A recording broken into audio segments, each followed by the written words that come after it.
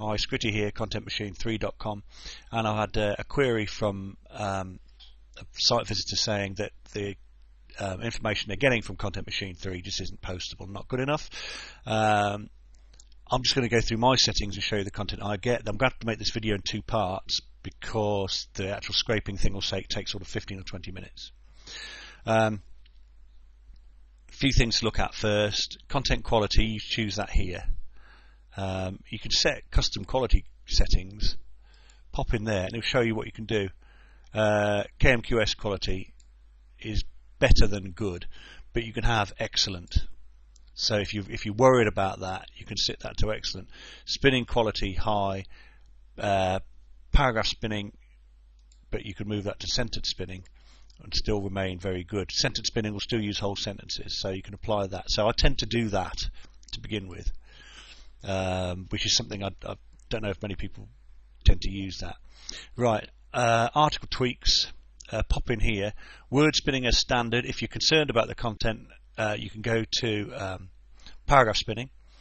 I wouldn't use character spinning unless you know what you're doing, because Google now, when it indexes, does a language check, and the characters that you're replacing with will take a word like here, H-E-R-E, and it will replace them with letters that look like H, E, and R, but aren't. They're different ANSI or ASCII characters, and it will then it won't be English, or it won't be whatever language you're trying to do it. It'll look it, it'll read as it to the human eye, but when the Google crawler will come and not recognise what the word is, and it'll mark you down very heavily for just having a page full of gibberish. So be careful with that. There are some instances where you can use it, but I'm going to stick here with word spinning. You can use your tags and things like that. Okay, now I would show you the scraper settings, but that would show you my proxies and whatnot. Autocorrection on. Right, next. Now, a few other things I tend to do. Most of the tools I post with put links in it themselves, so I don't want to double up on the links. So contextual links, I want 0 in there. Okay, now you can have contextual links, body links, all the rest. I don't want any of those. Then I'd click build content, and we'll just go back and show you. It's e-commerce, selling an online shop I'm going for. Build content, and I'll click this now, and we'll come back when it's done. Okay, we're back, and as you can see, there's some spin tags in place here. Content is enormous. It's a huge amount of content, and you can get it to produce as many of these as you like.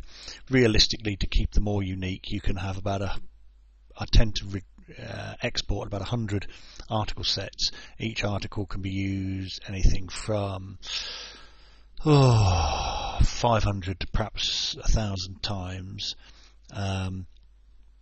depending on how deeply you've spun it. These haven't been spun particularly deeply, so I might go 50 to 100 times with these.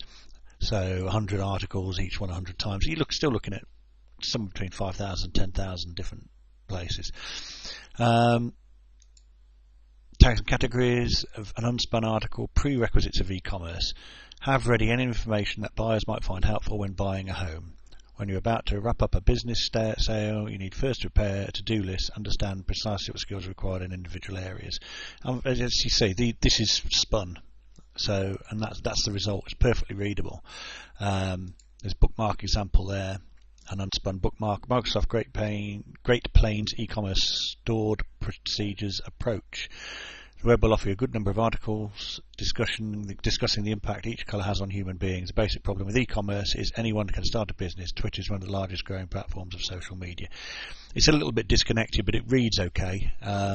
Each individual sentence makes sense, and they're on the general theme, although there is a bit of disconnect between the sentences there, and that's how it comes out. So this has come out really, really well, but I think perhaps the things to look at were earlier on, where you set your own custom spinning level, where you used a good quality spinner, and you give the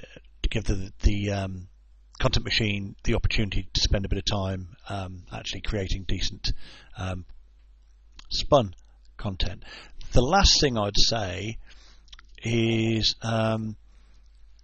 The choice of keywords is also quite important. If your keywords are very disparate, or they're ill thought out, or they are on a larger theme than you think, for instance, planning, for instance, is very wide. It could be anything to do with homes or businesses or whatever, and a very wide thing. One I came across recently was forecasting. There were all sorts of things forecasting. There was industrial forecasting, there was weather forecasting, there was agricultural forecasting. It had nothing to do with weather. I'm not even sure what it meant, but it was used in a completely different term as well. And it picked up all these articles, and it was just so disconnected.